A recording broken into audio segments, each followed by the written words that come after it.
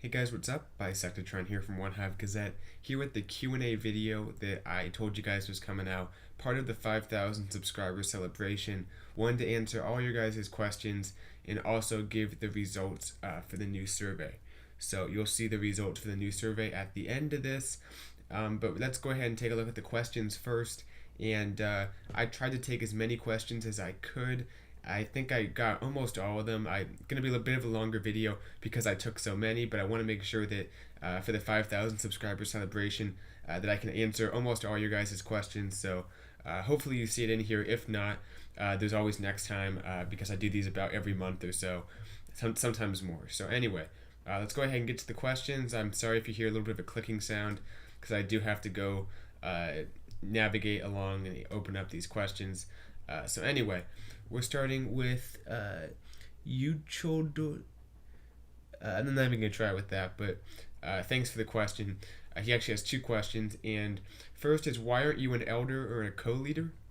And then the second is, do the leaders in OneHive Genesis know/accept that you aren't 18 yet?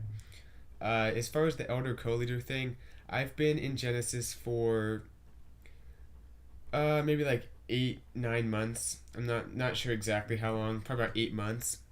Maybe a little bit shorter. I've been in the OneHive family for 8 months. Maybe like 6 or 7 months in Genesis. But it just comes with time and taking on responsibilities. I'm obviously very busy with the channel, and also I'm busy with just stuff in my life outside of Clash of Clans and YouTube. So that's something that kind of takes away from me being able to be fully involved in everything that's going on.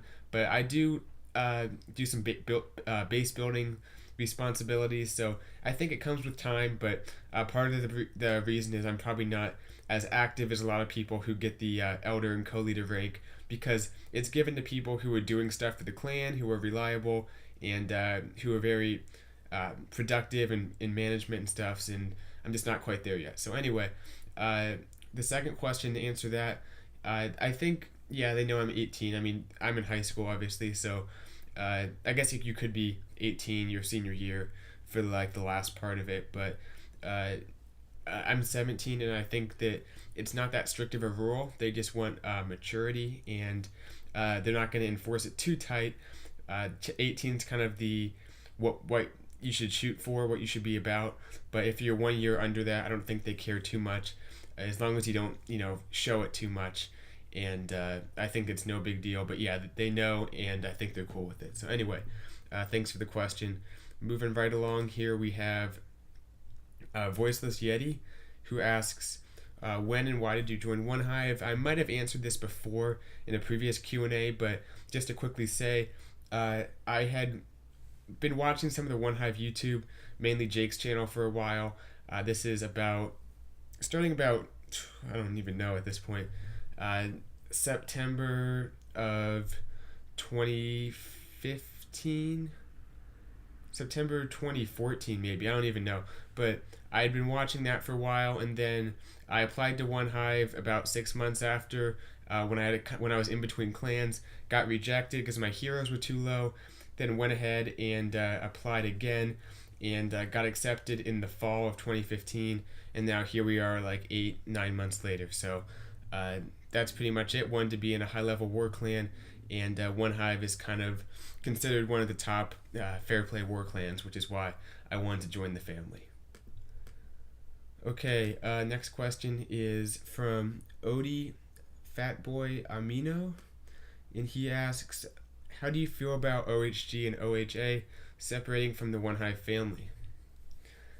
Honestly, I don't think it affects day-to-day life too much. I mean, the only kind of thing we would really do is exchange players for arranged wars, and even now we still have a lot of Town Hall 11s and Town Hall 10s, and Town Hall 8s, Town Hall 9s, obviously, to draw from within the Alpha Genesis family. So really, it's not affecting a whole lot because we still have a lot of people, a lot of different levels for arranged wars. And other than that, I mean, there wasn't a whole lot going on between clans, besides maybe a social event, a scrimmage every once in a while. So I'm somewhat indifferent. obviously I had to kind of come to the defense of Genesis when they were leaving out our side of the story in their video about them separating from us. So as long as everyone knows what happened in a transparent way, I'm really don't care too much about it, and it hasn't affected me too much. So no hard feelings towards them, and I'm feeling great about Genesis and Alpha going forward. Okay, Armando Martinez Jr. Question: on average, how long do you take to plan out your attacks? Prefer a first hit or cleanup? Um, I would say it takes me, for Town Hall 10 at this point, uh, I come up with the initial plan, like the outline. Okay, this is what I want to do, and it might take 5 minutes to come up with the very basic outline of what I want to do.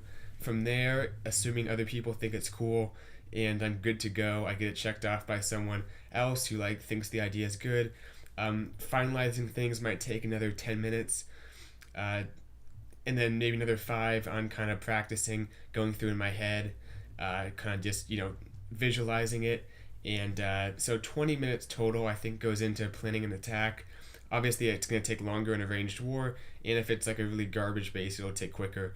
But on average, maybe 20 minutes for Town Hall 10. And it probably was shorter when I was at Town Hall 9. Okay, did I answer all parts of that question? Oh, prefer first hit or cleanup? Yeah, that's what I'm missing. I prefer first hit because there's that element of doubt. You don't know what's going to happen, and I think it makes it more interesting. You don't have to spend as much time planning out every little bit because a lot of it's going to be kind of improv, and I think it's cool to be able to have to adapt during the attack. And this one's from Inflamed Elite TM War Recaps. Question: will you quit Clash of Clans if they ruin the game again? I think you're referring to a little while back when the communication was bad and there was some balancing problems, and I wouldn't call that ruining the game, but I think I know what you're saying. And yeah, I'm going to quit at some point. Everyone will. The game will not be around at some point also, and I think that I'm already a little bored with farming. It's not much fun. I kind of do it begrudgingly, so it's not a whole lot of fun to farm. But the decrease in the troop time helps a little bit, and I think as long as war is interesting, I'll stay in the game. And I'm definitely having fun in war right now at Town Hall 10, trying to pull off the 3 stars. So for right now, at least, I'm enjoying the game, and I don't see myself quitting anytime soon. But inevitably, it will happen. We'll see when, but I don't see it coming anytime soon. And even if the game goes through kind of a dark time like it did a little while back, I don't think that would necessarily make me quit, but it depends on the extent to which that happens. So we'll see, but I think you're safe for now. Safe for now. Okay, Yannick Theophil, Q&A. I have a great clan, and we're just under 200 clan war wins, but we are not that. We don't have that many high-level players. We are getting more and more. But how do we develop into a real war clan? Like, for example, the OneHive clans. Right now, we are a small, good community, but it is necessary to change the rules and stuff like that to become bigger. And also, to become a bigger and also better clan war clan, which is also known, so we have matchups, etc. Can you give me some tips? Okay, a little bit hard to dig through that one, a lot of layers to that, but I kind of get what you're saying. And for a clan that's not really well known and doesn't have many high level players, like you said, I would say get involved on the FPC whatever Bindle group. I don't know. They have various different ways of communication. I think Bindle is one of them. There's also a website, forum, stuff like that. But get involved with other fair play clans, getting in arranged wars, and that way other clans in the community will get to know you, and that way other players will get to know you. It might be kind of hard to match if you're not that high level, but do what you can. I mean, there's lots of Town Hall 8 and Town Hall 9 high level war clans that will be willing to match you. So I would just recommend that. Get yourself out there. Get maybe a YouTube channel if you can.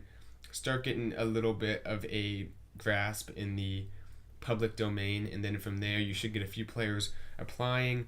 As far as changing the rules, it's up to you. The clans, whatever you want it to be. I wouldn't change the rules just to try to attract players. keep it true to what your clan is and what kind of things you're looking for in the clan. Okay, next question is Brandon Kwan. Q&A, when did you start getting into the war community, and what kinds of clans were you in before joining the OneHive family? So I started Clash of Clans maybe almost 3 years ago. It'll be 3 years in July.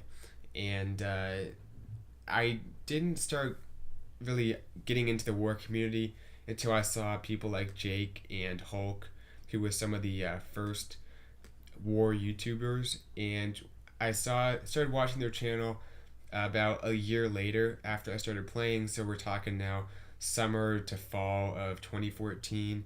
And even after seeing some of that, I still kind of would swap between trying to join a before Clan Wars came out, trying to join a good trophy push clan, because that was the thing before War came out. Once War came out, I started watching those channels, I would still try to join like a good high level clan. Then I'd go back and start joining a friend's clan, start my own clan, just kind of hop all around. Towards a little bit later on, I kind of started to stay in clans longer, either a friend's clan or a clan I would join because it was high level, was good at war, etc.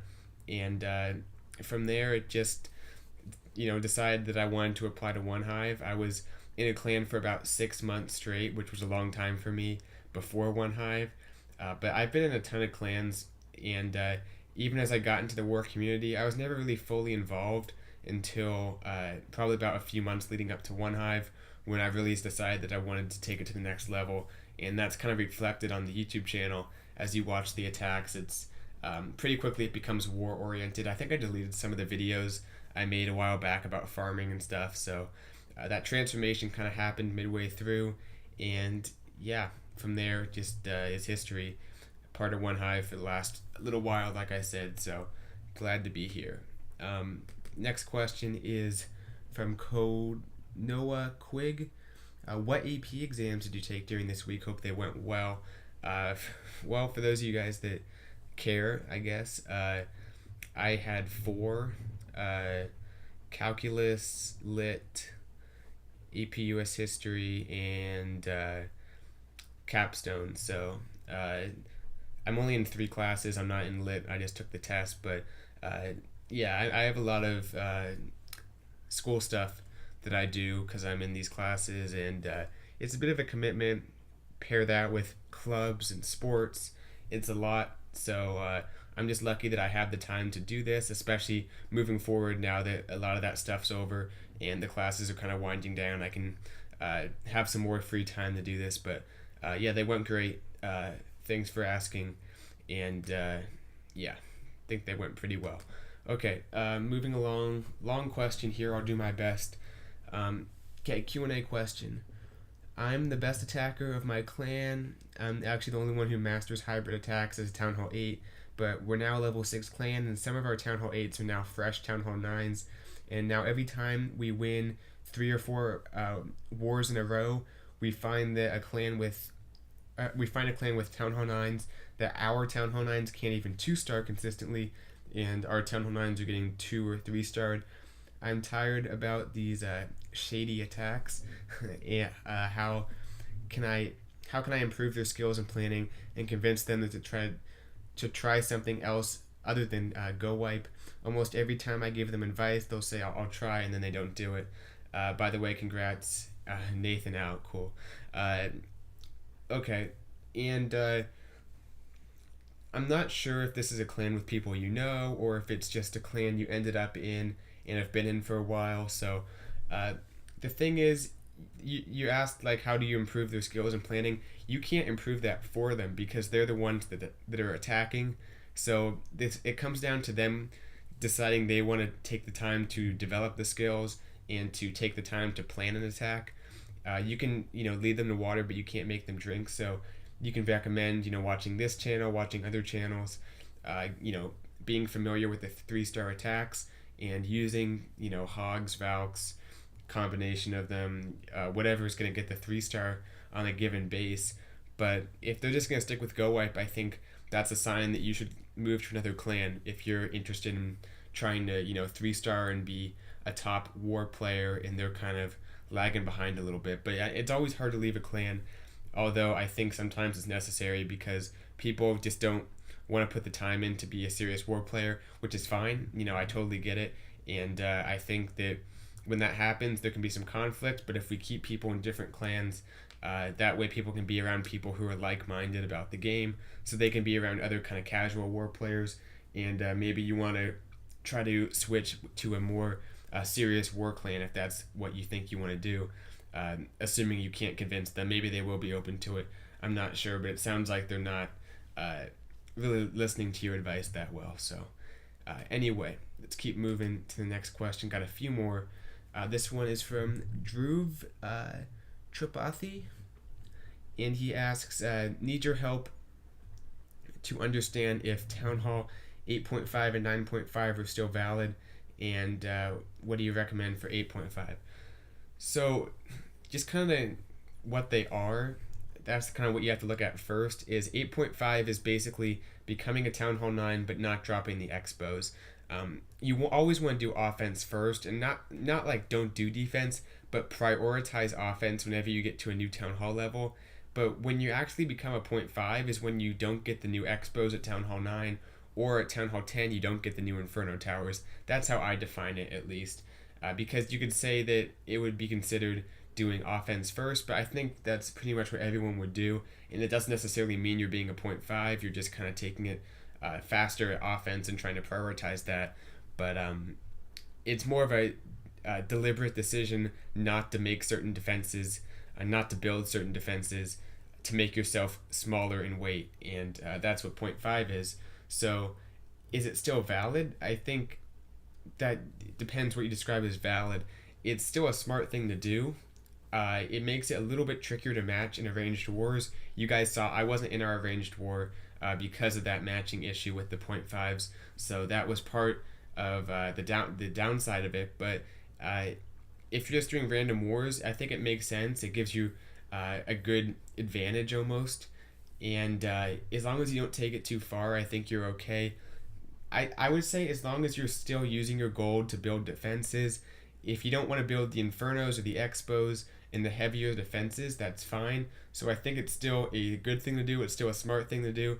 I wouldn't take it too far and start dumping gold into walls just to waste it because you don't want to build defenses. I would keep progressing along and get those Infernos down within a few months of being a Town Hall 10. I wouldn't delay it too long. My Infernos are going to be going down soon. For an 8.5, I would say Town Hall 8.5 should be shorter than Town Hall 9.5 because it's quicker to upgrade your stuff. So get your Hogs max, get your Balloon max, get your King up a little bit. Once your offense is looking good and you get the new air defense, which is probably important, the new giant bombs, get those expos pretty quickly, start upgrading that stuff. Because I think at Town Hall 9, you want to make it harder for your base to be 3-starred, a little bit harder at least, and I think that'll help you out a little bit, help your clan out. So I wouldn't stay at Town Hall 8.5 for that long, but for a few weeks to a month, I think it might be worth it. Okay, 3 questions left. This one's from Rich. Q&A, do you like chocolate milk? Yes. Okay, moving along, we have another one from Nathan. Nice attacks, Q&A question. Do you think that Supercell should add some clan levels to add some competitivity? Is that a word? Competitivity? Because right now, many clans are level 10. It doesn't really mean something to me anymore to me. So, yeah, I see what you're saying.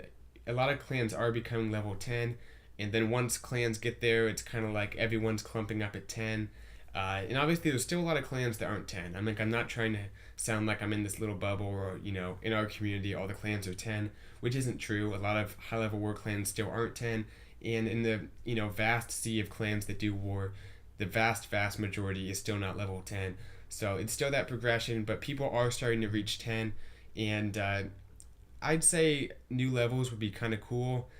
I would think that they could add some more stuff you can do once you're, level 5, level 10, have some way to customize how your CC looks. just make it cool, make it, you're able to customize a little bit more once you get that level. Make it mean a little bit more besides just the clan perks. But yeah, maybe up to 15, that'd be cool. I don't want them to waste too much time on it. I don't think it's that much of a priority, but if it's an easy thing to add, sure, why not? That'd be kind of cool.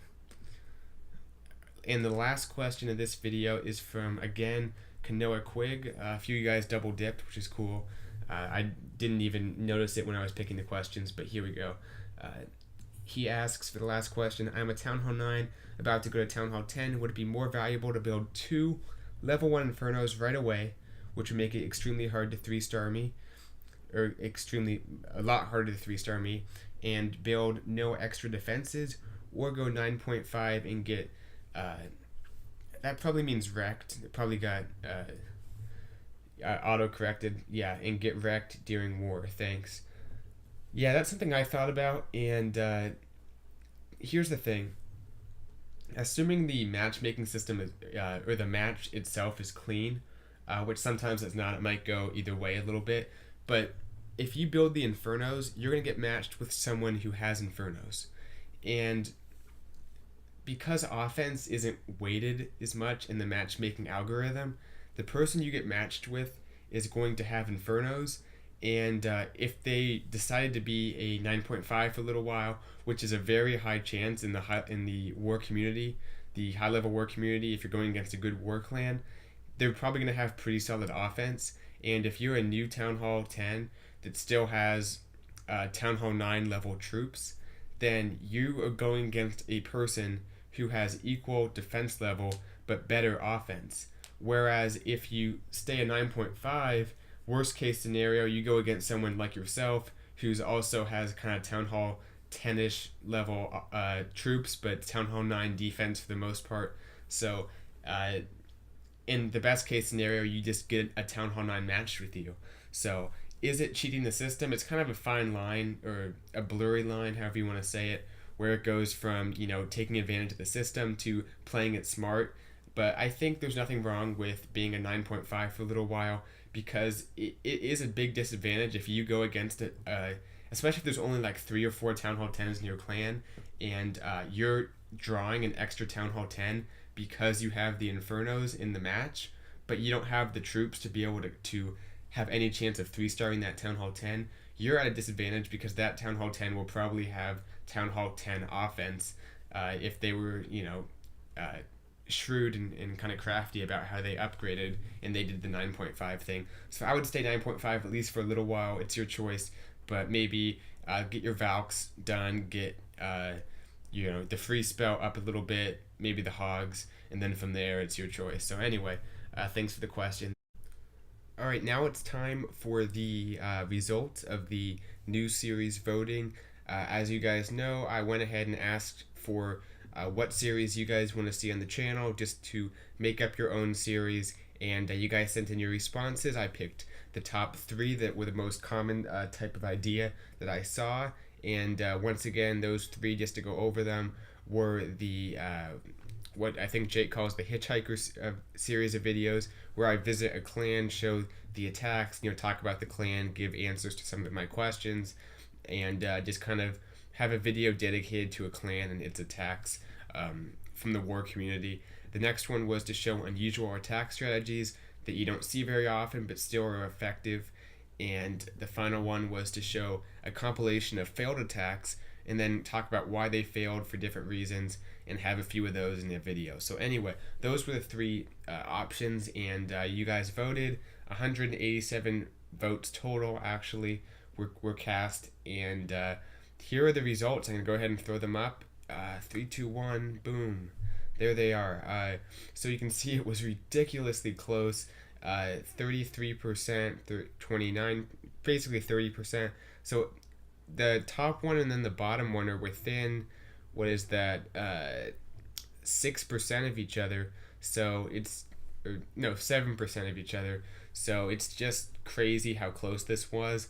And it really left me thinking, like, what am I going to really do at this point? Because, I was thinking there would be kind of a clear winner, but there wasn't. And it's hard to say, okay, 60% of people didn't actually vote for this series, but now I'm going to start it.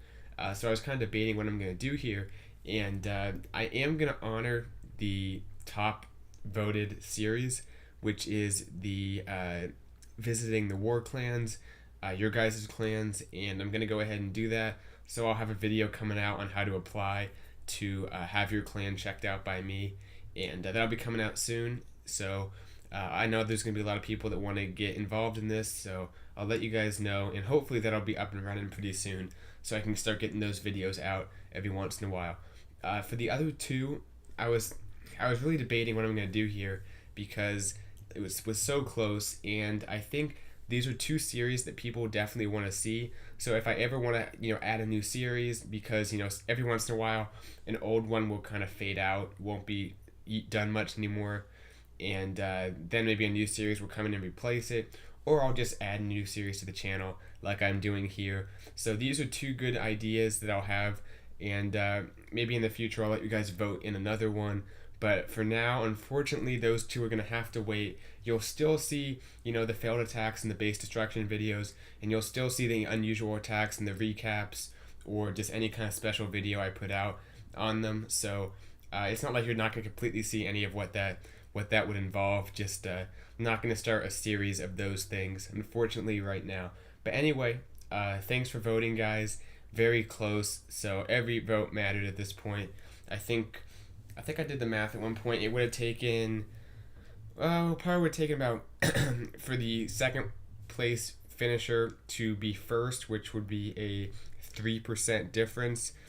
What would that be? It would take like maybe 6 votes, and it would be the top voted series, and it would be the one I would have to choose. So anyway, thanks for the votes, guys. They really mattered in this case. And yeah, I'll be coming out with how to apply for the new series soon with a video, so stay tuned for that. Anyway though, thanks for watching. Thanks once again for 5,000 subscribers. This came a little ways after I actually reached 5,000, but oh well. Not too late. Never too late to celebrate the 5,000 mark. So hopefully get up to 10,000 and be able to do even more fun stuff there. But I'm really loving seeing how the channel is growing, so thanks for that. I'll see you guys later though. Thanks for watching this extra long Q&A video by Sectatron out.